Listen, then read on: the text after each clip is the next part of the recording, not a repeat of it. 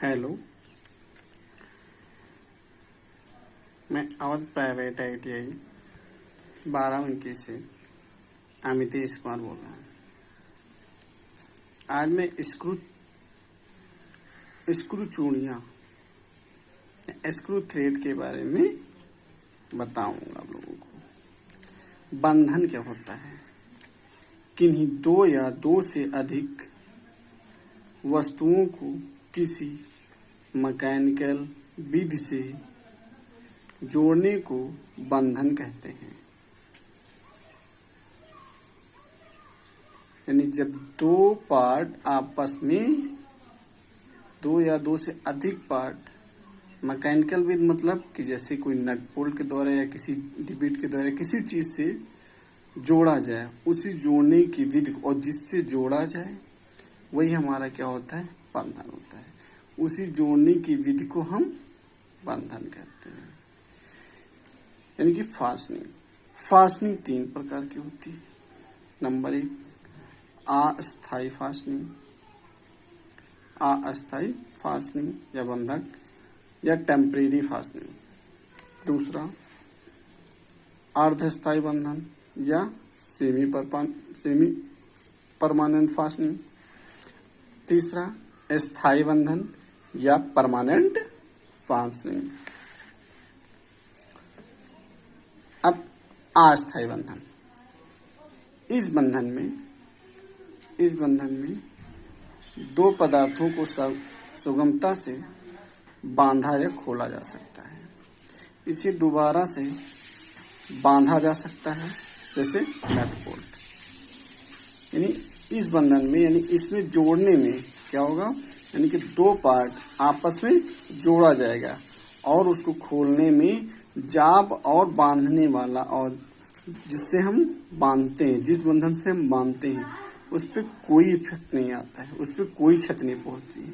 जैसे nut bolt के द्वारा बांधते हैं हम, स्क्रू के द्वारा, पिन काटर के द्वारा। अब नट बोल्ट के द्वारा जब एक पार्ट दूसरे पार्ट में, दो पार्टों को आपस में बांध दिया जाता है, फिर क्या है? नट बोल्ट को खोल दिया जाता है, तो जाप और नट बोल्ट में कोई क्षति नहीं होती है।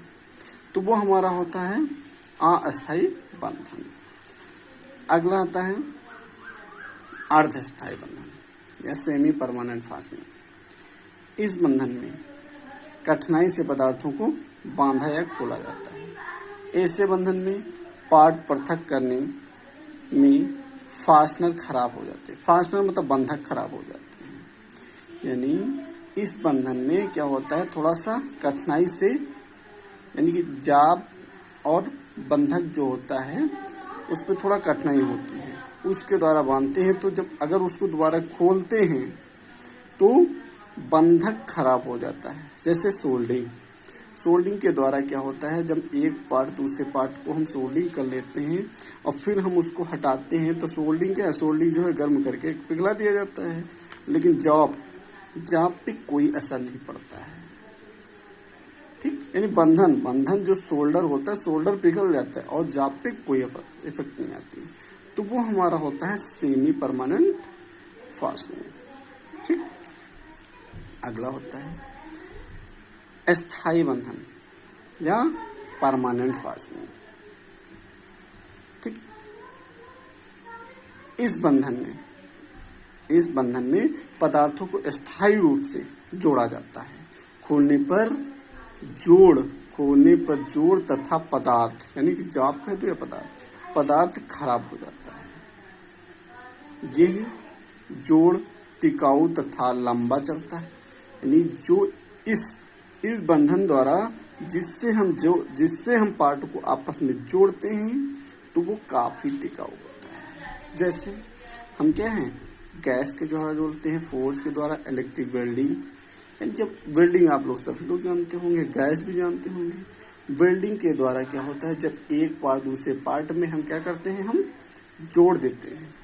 जोड़ते हैं जब, और फिर उसको अगर हम हटाते हैं तो जो बंधक, यानी कि बंधक के रूप में क्या है? वेल्डिंग है, और जो जाप है, यानी बंधक और जाप दोनों उसमें क्या है? दोनों पे इफेक्ट आए थे, दोनों खराब हो जाते हैं। ठीक, तो वो हमारा होता है परमानेंट फास्टनिंग। ठीक, अब हमारा आता है टेम्परेरी फास्टनिंग यानी अस्थायी बंधन, जिसके बारे में हम लोगों को जानना है। ठीक, चूड़ियों का परिचय, introduction of thread. Introduction of thread किसे कहते हैं? किसी धातु पर खांचे या हेलिक्स बनाकर चूड़ियाँ, किसी धातु पर खांचे बनाकर चूड़ियाँ तैयार की जाती हैं। अधिकतर चूड़ियाँ गोल राड पर तैयार की जाती हैं। ठीक, इसी में दूसरे रूप में कह सकते हैं कि स्क्रू चूड़ियाँ हेलिकल खांचा होती है, जो बेलनाकार सतह पर अंदर या बाहर बनाई जाती है। यानी जब कोई एक मान चलिए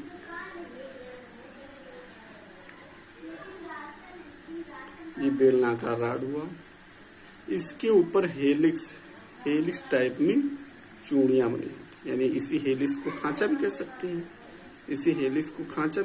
ये जो घुमावदार, इसी को हम क्या कहते हैं? यानी किसी गोल राड पर चूड़ियां काटी जाती हैं। ठीक, जो कि उसके सतह पर अंदर भी काटी जाती है, यानी गोल राड है, उसको खोखले अंदर भी काटी जा सकती है और बाहर भी काटी जा सकती है। उसे ही हम बोलते हैं, क्या बोलते हैं? उसी को हम बोलते हैं चूड़ियां। ठीक, गोल राड पे जो काटी जाती है, खांचे को होती है, उन्हें हम बोलते हैं चूड़ियां। ठीक, अब चूड़ियों के विभिन्न अंग, ये मोस्ट इम्पोर्टेंट है, ये जानना बहुत जरूरी है। ठीक, अब इसमें क्या होता है?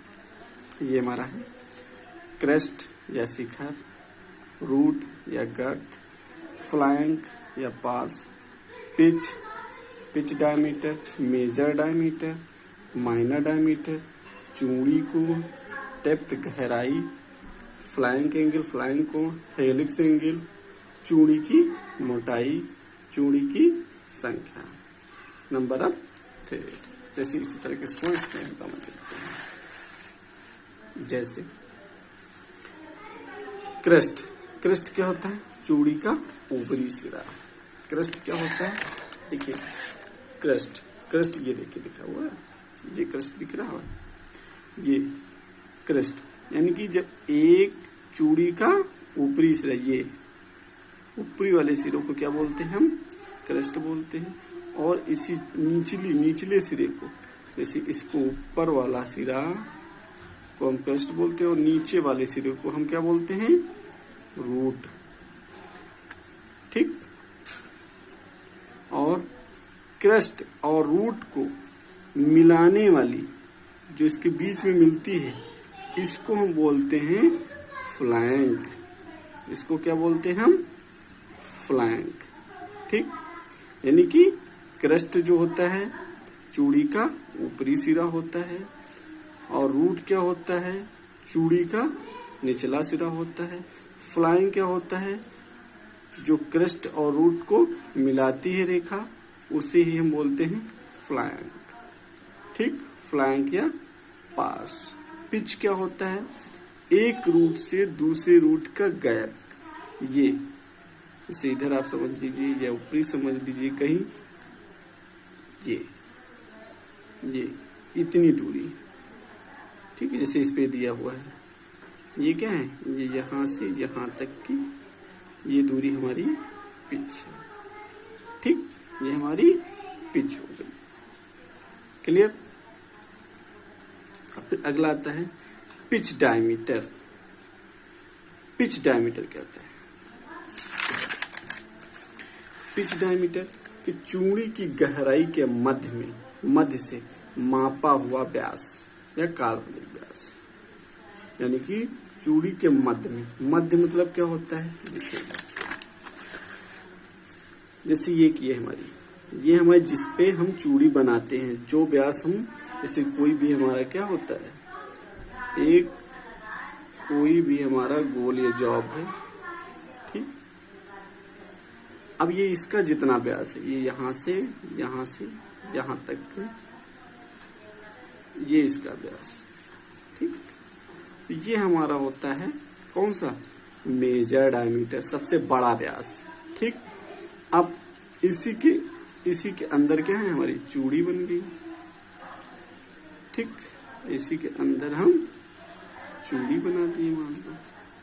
तो एक ये हमारा व्यास हुआ, ठीक, एक ये है ना, ये यानी यहां से यहां तक, इसको बोलते हैं हम मीनर डायमीटर। इसको हम बोलते हैं मीनर डायमीटर। ठीक, यानी कि गोल रॉड के बाहर का व्यास जिस पे हम चूड़ी बनाते हैं उसे हम क्या बोलते हैं, मेजर डायमीटर। और चूड़ी के अंदर का व्यास को उसको बनाते उससे हम कहते हैं मेजर डायमीटर। ठीक, अब मीनर डायमीटर और मेजर डायमीटर, यानी कि मीनर डायमीटर अंदर वाले, मेजर ऊपर, इसके बीच में एक काल्पनिक रेखा यानी इस पे दिखती है जो डेप्थ के गहराई के आधी होती है। यानी ये चूड़ी जो है, ये हमारी चूड़ी बनी है, ये इसके बीच के यानी ये गहराई हुई यहाँ की, चूड़ी की गहराई क्या हुई, ये हुई डेप्थ। डेप्थ किसे बोलते हैं, यानी कि ये यानी यहाँ से इसके जो ऊपर से यहाँ से और यहाँ गहराई तक जो होती है वो डेप्थ की चूड़ी, इसके आधे पे खींची जाती है। यानी ये काल्पनिक रेखा कौन सी होती है, ये। ठीक, यानी इसके आधे पे खींची गई रेखा वो हमारी काल्पनिक रेखा होती है। वही वो हमारा क्या होता है, पिच डायमीटर होता है, पिच डायमीटर। ठीक, मेजर डायमीटर आप समझ गए कौन सा हुआ, बाहरी हिस्सा, और मिरर डायमीटर क्या हुआ, अंदरूनी, यानी कि अंदरूनी। ठीक, ये क्लियर। थ्रेड एंगल क्या हुआ, ये थ्रेड एंगल। ठीक, चूड़ी कोण क्या होता है, ये बना हुआ कोण, ये इसके बीच में बना हुआ कोण हमारा क्या होता है, थ्रेड एंगल होता है। डेप्थ गहराई हम बता ही चुके हैं, ये यहाँ से यहाँ तक, यानी कि जो व्यास ऊपर होता है ना, जो बेलनाकार ऊपर से यहाँ जो जितनी गहराई में चूड़ी बनी होती है वही हमारी उसकी क्या होती है, डेप्थ होती है। फ्लाइंग एंगल, फ्लाइंग कोण क्या होता है, ये फ्लाइंग मतलब आप समझते हैं ये है हमारा फ्लाइंग, इसके बना हुआ ये फ्लाइंग कोण क्या होता है, चूड़ी कोण।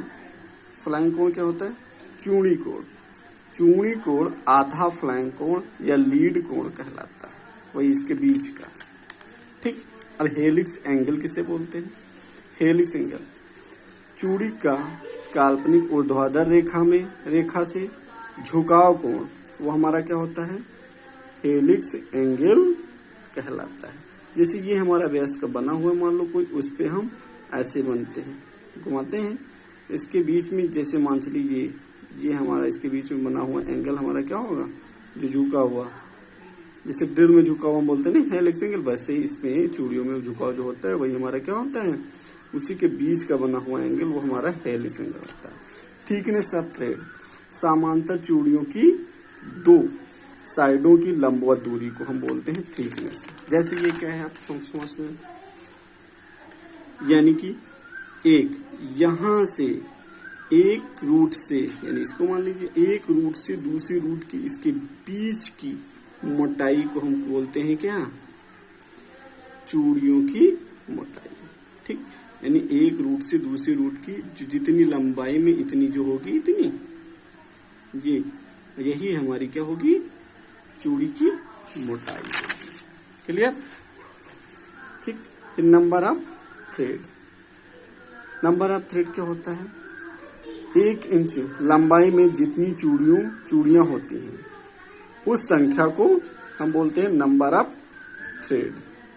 ठीक, 1 इंच लंबाई में जितनी चूड़ियां होती हैं उससे हम 1 इंच मतलब ये हमारी 1 इंच बना दी है, इसी में जितनी चूड़ियां 1 2 3 4 5 6 7 8 जितनी चूड़ियां होती हैं वही हमारी क्या होती है, नंबर ऑफ थ्रेड होती हैं।